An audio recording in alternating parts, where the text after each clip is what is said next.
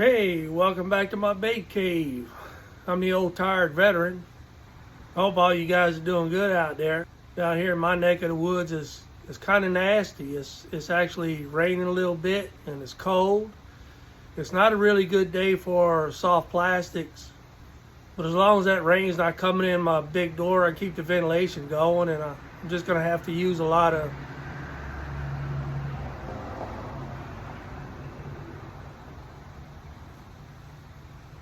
Sorry about that. I got a lot of distractions going on out in the neighborhood. But anyway, what I was going to say was I'm going to have to use the vacuum chamber for everything today. My plan is to get some swim baits done. I told y'all a while back about this 3-inch epic PreyBait, how I had a three cavity mold. I like to do everything in sets of 6s. And I've been meaning to get another one, and I squandered my time in Epic when they hadn't started making a 5 cavity mold, which wasn't going to do me no good with the 3. So this was the first Epic mold I've ever bought. I didn't even know Epic existed until I bought this, and I got it from Bait Plastics. So last time I was ordering some stuff, I thought I need to really see if they got one more. And I think I bought them out. I might have bought their last 3 cavities. So now I got 6. So today I'm going to be using these. So I need some 4.1 inch Epic PreyBaits. This is the next size up. This actually another one is in collaboration with Marlin. Marlin makes some really cool baits. And then the last one is this 4.3 SlayBait, which this one's cool. It's a 3 cavity mold.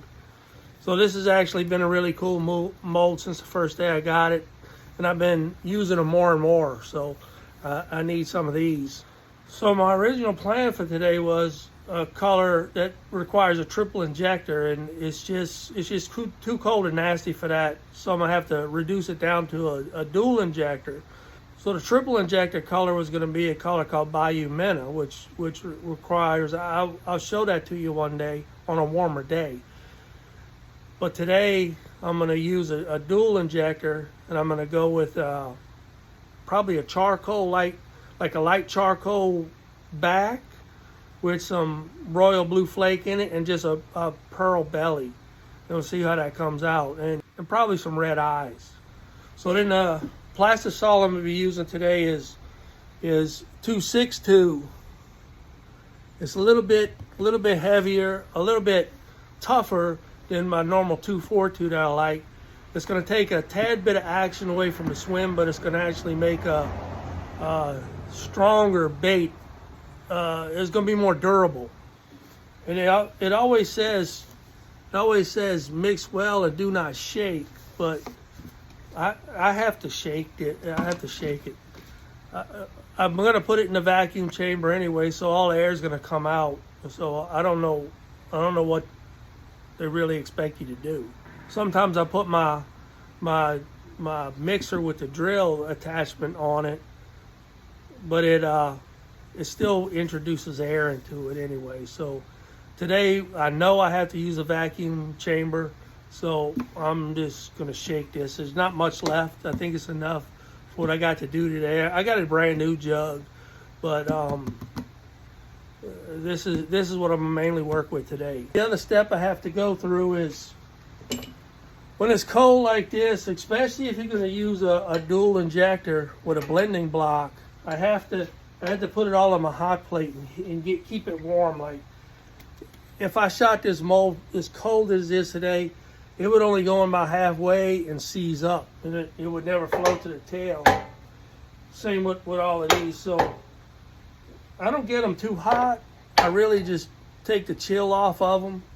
And same with the injector. I take all the chill out of the injector and the blending block. Today I'm going to be using this new SDG blending block, which actually feels to me it flows better than my conventional blending block. So I'm thinking with a little bit of warmth in it, it's going to still flow good. If it wasn't for all this, the hot plate, this new blending block, and a few things like that, I would probably say today I would have to do something else, but I'm going to show you how it can be done on a wet, nasty day. So the first thing I need to do on these 3-inch PreyBaits is I got to put the eyes in.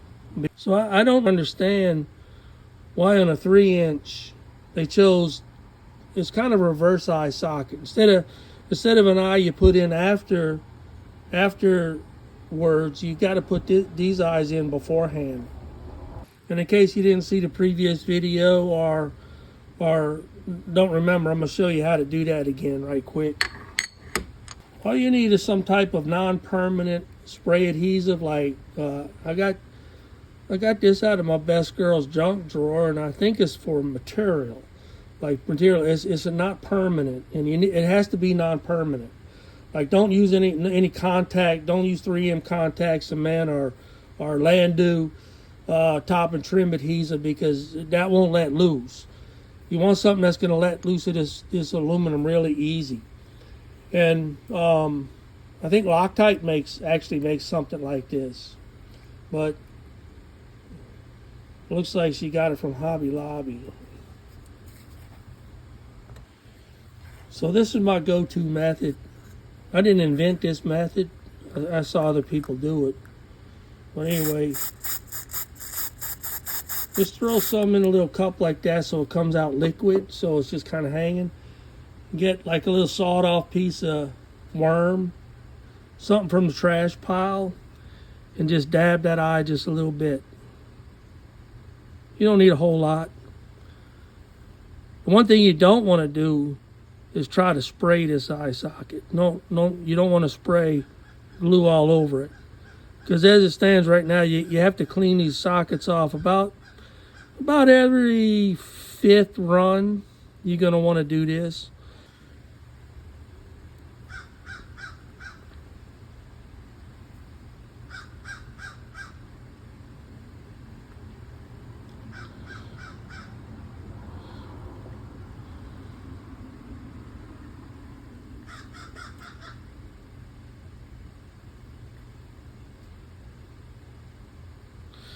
Okay, so what I was saying before that big bird started sounding off and got me confused, about every 5th run of putting eyes in here, you're going to have to get a little rag with some acetone and just wipe this glue out, because it's going to get a little buildup in there, and you really don't want that.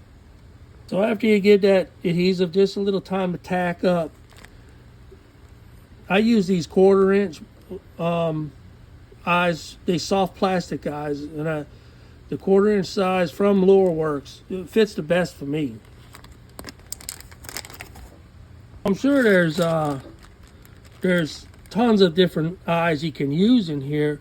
It's just, you know how when you find something you like, you just stick with it. Well, I found these and I like them, so I haven't really searched for anything else. And the only downfall to Lureworks is there's only about 4 or 5 different varieties you can choose from.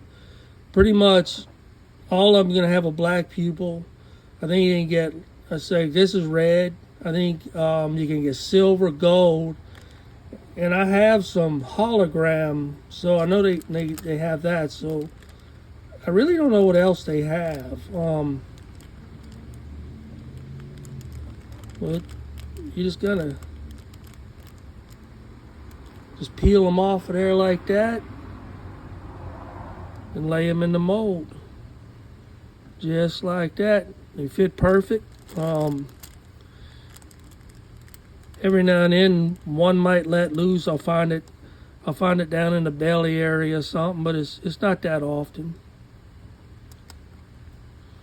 Today, since I've said that, we're probably going to experience it, but that's okay. I'll show it to you if it happens. A lot of stuff happens to me when I do have the camera rolling, so it's not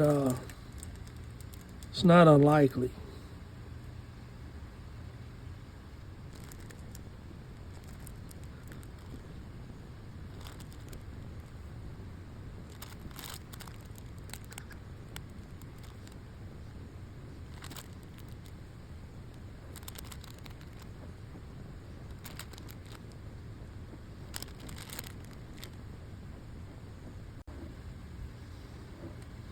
All right, those are all ready to go. I'm gonna close them up and put them back in a hot plate. So now that that is done, I have to heat up the plastic and get it all cooked and aired out and everything. So I'm gonna do that, but I'm gonna turn this camera off, turn on some music, because this is gonna take a while and I don't want to bore you with it. So I'll see you in a few. All right, for the first cup, nice and clear right out the vacuum chamber. First, the bottom color, or the belly we would call it, it's just going to be a white pearl. Very simple. I'll just put a few drops until we get it right.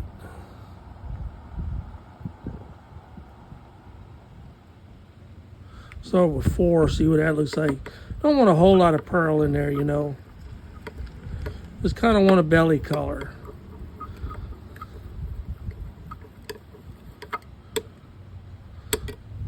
So what I put 4? Let me put 6. Oh, there went 7. Well, 7's probably gonna be okay.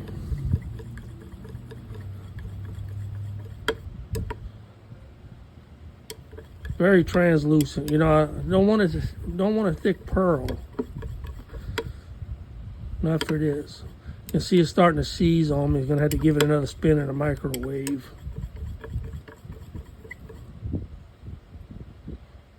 I don't have nothing to test it on, being that's white. You're not really gonna see it. So I'm just gonna kind of go by what I'm thinking. So that was 7. I'm gonna put a couple more. 8, 9, 10. I think 10 we're gonna call that good.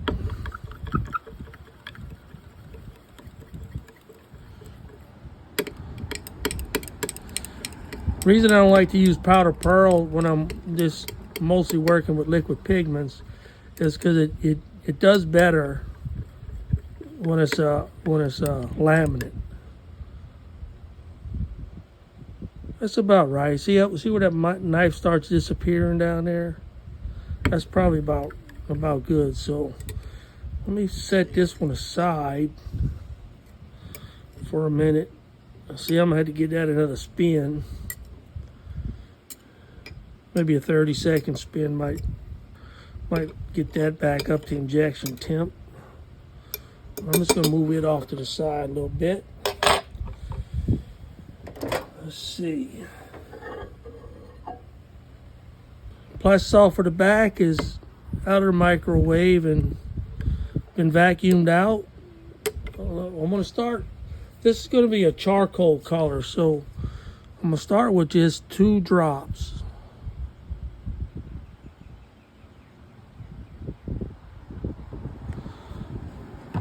It's better to be not enough than too much.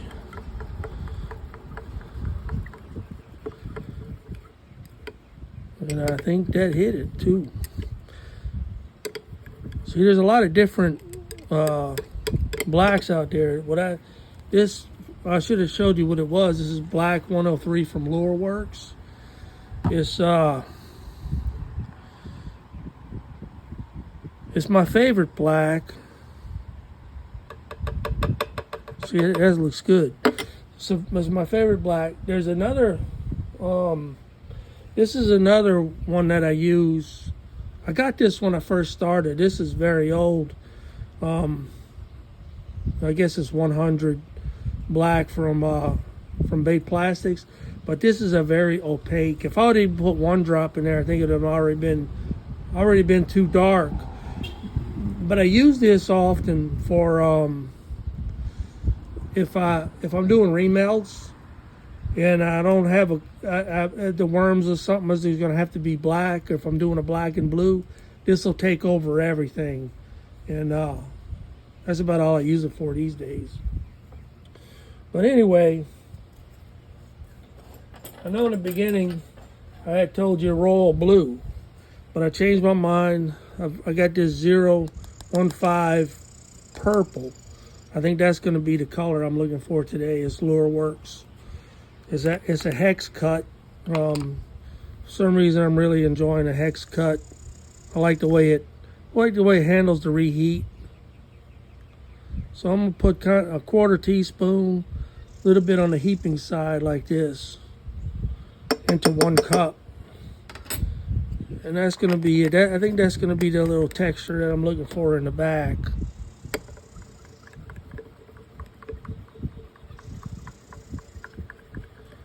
This one's gonna have to be take another spin in the microwave also. I think that's what I want right there. That's it. So let me get these back up to injection temps, and I'll meet you over at the other side.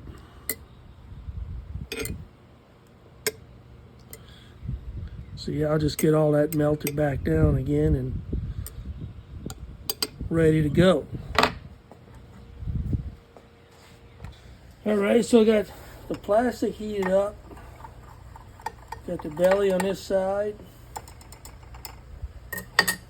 back on this side, and then I got the bellies back here facing me.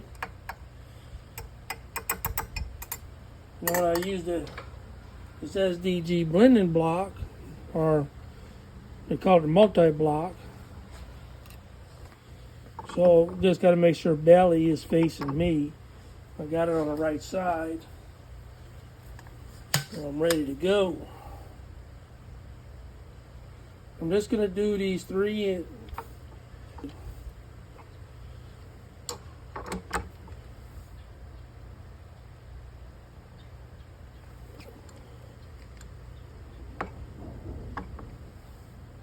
I'm getting sidetracked with the lightning out there.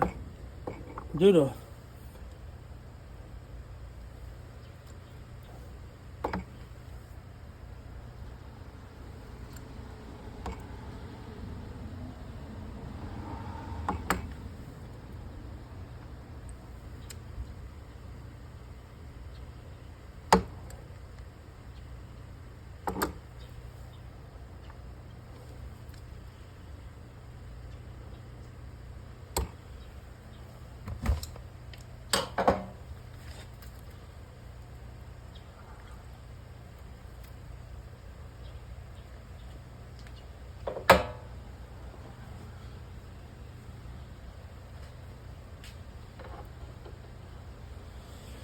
Okay, so I got I wanted to do these 3-inch by themselves because when I do the 4.1-inch SlayBaits, I'm not going to have enough room to raise this. I don't want to raise this any higher than this, where I got it shimmed. The bottom of the piston is right down here on the bottom of the mold, and I don't want to get halfway up there. You know, I want it to at least be down here. So I'm just gonna let these like flash cool a little bit, and I'm gonna pop this back in the microwave, heat it back up, and get ready to inject the 4.1-inch PreyBaits and the other SlayBaits I have. One thing I want to point out on this particular vise, the way I built it, is I got several molds that I have to use. Sometimes they double stacked in different kind of ways. I wanted each piston to be independent of itself. So like, see, coming right down the middle, these two they probably is close to being perfect. Being that they epic molds, I'm pretty sure they're perfect, and a solid block would have caught both of them.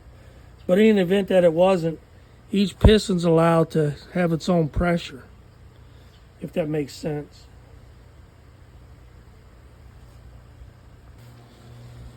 So while I got that plastic back in the oven heating up, let's go take a look at these.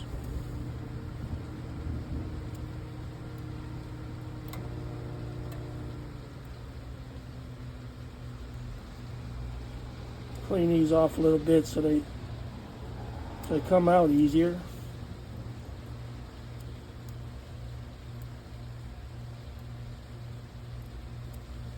I just like to at least cut them loose from each other.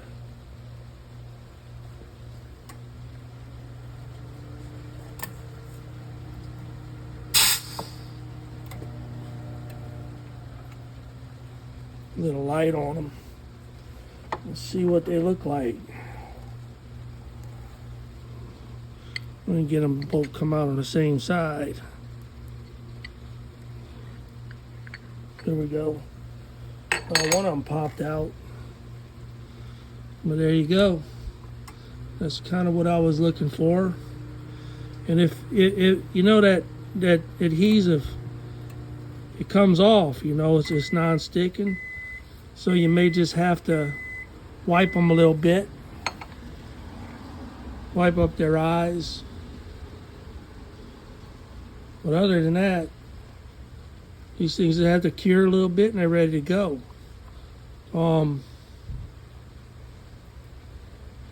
If I was going to do that, the color that I was talking about earlier, that Bayou Minna, and I was going to use a triple injector, these are too small, but it would have been the same color for the top, just one more drop of black in here, and then maybe another scoop of that purple, and that would have been it. Let's go open the other one.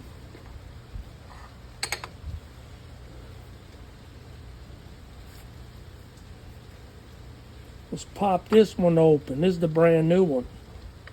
First time shooting this mold. I mean, it's the same mold, but this is the one I just got.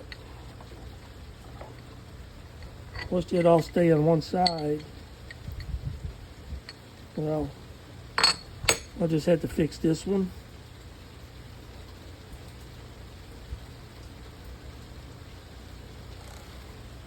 There you go. First time, right out the box. Beautiful as ever. Get a little bit of that glue off them eyes, they're going to shine up real nice. Ain't that cool? I mean, that's the nicest looking little swim bait. And this one's going to flash right here.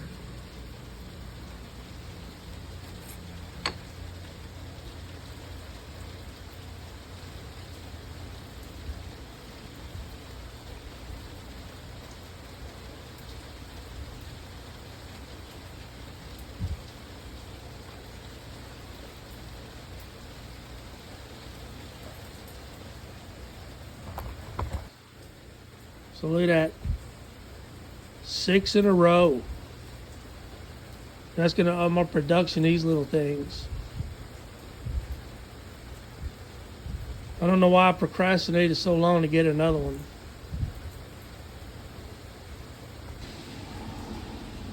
So I can shim it with this 1/4 inch. I think that's 1/4. Seeing that? The SlayBait's the highest protrusion, so for the PreyBait I have to just kind of match it right there,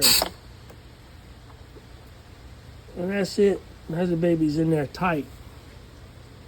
All right, I got both plastics heated back up. Got my belly color on the right.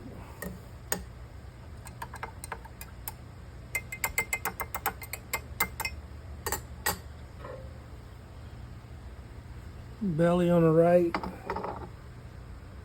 think I'll start with these right here. Injector's ready to go.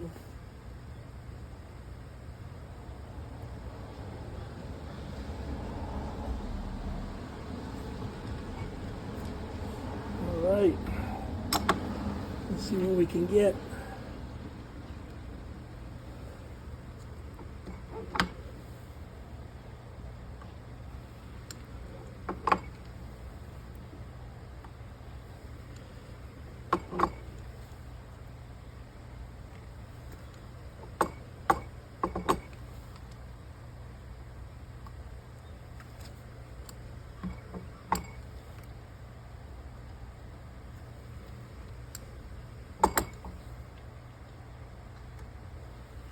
All right.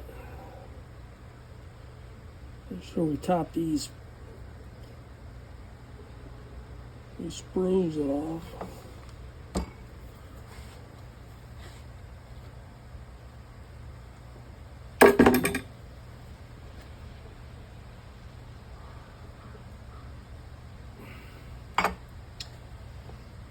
All right, let me let these cool off and I'll get everything cleaned up.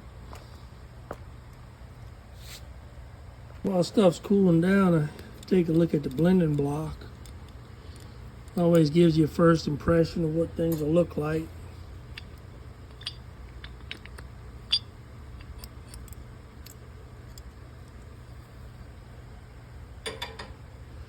So that's what we have right there.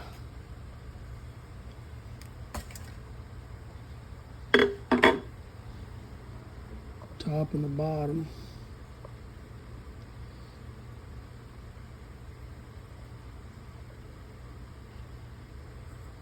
Kind of cool how this works.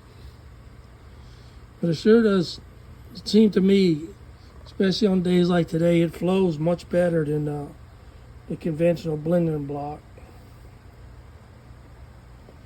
Might just be my imagination. All right, these things have had enough time to cool. Great. All right, sorry about that. This air compressor is not kicked on all day. I'm just going to do that right when I need to talk. So, 4.1 inch PreyBaits. Look at that. This is a little bit, that hook slot started coming out of there, but it's all right. Pretty good looking, huh?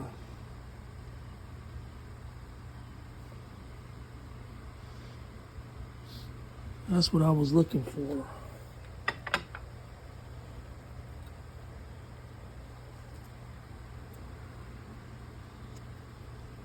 I wanted to get that temperatures might have been a little bit off because my line is not perfect, but there's nothing perfect in nature. Somebody told me that a little while ago, so I kind of like it. But that looks good, don't it? Tomorrow I'll put some eyes in it and maybe do a short and connect it to this video. See that little flashing like that, like right in here where it flashes? Nothing to worry about. You hit that with a heat gun for a second and that's gone.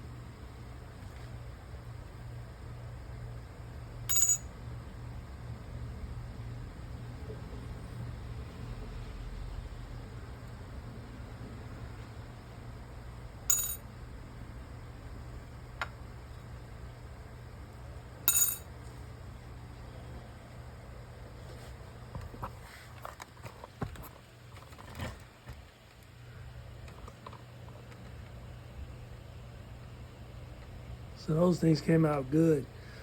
See this this one is one. That one injected the best. Whoops, let me get it right. That one right there, that injected the best. See that line? It's just clean all the way down right here. See how clean that is right there? That's that SDG blending block that does that. And then as far as getting some of that blue down into the belly, that's my fault for not getting the temperatures exactly right. So here's another one that, in spite of everything, it's still shot real clean. So little mistakes, that's just operator error. So last we got the 4.3 SlayBait. This lure, this one right here, is slowly becoming one of my favorites. I haven't had it all that long, but it really looks fine going through the water. Really good action. It's kind of chunky, you know. Got that got kind of a thickness to the width of it. He's shot really well. as far as it blending down here in the tail, there's not a lot you can do about that, and I kind of like it. Let's go with this middle one right here. See it, look what I'm talking about. See that tail, how it filled in like that? That, it started getting some turbulence. Let me get this right in the camera. Started getting turbulence down inside the mold, and it kind of swirled in there. And that's only because it narrows down. And that's to be expected. I don't really, I don't mind that at all. Just that belly right there that's so clean. That's what I want. And then like I said, I'll put some eyes on these tomorrow too, and add these to the list. This one I might have held a little too much pressure, so it's got a little extra flashing on there. But again, a little swipe with the heat gun, that'll be gone. We'll never know it was there.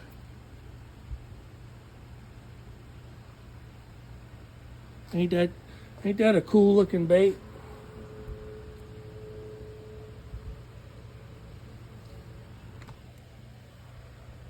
.3-inch SlayBaits.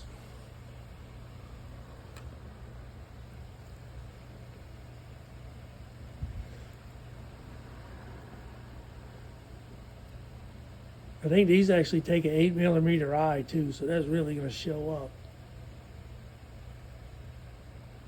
I love these things.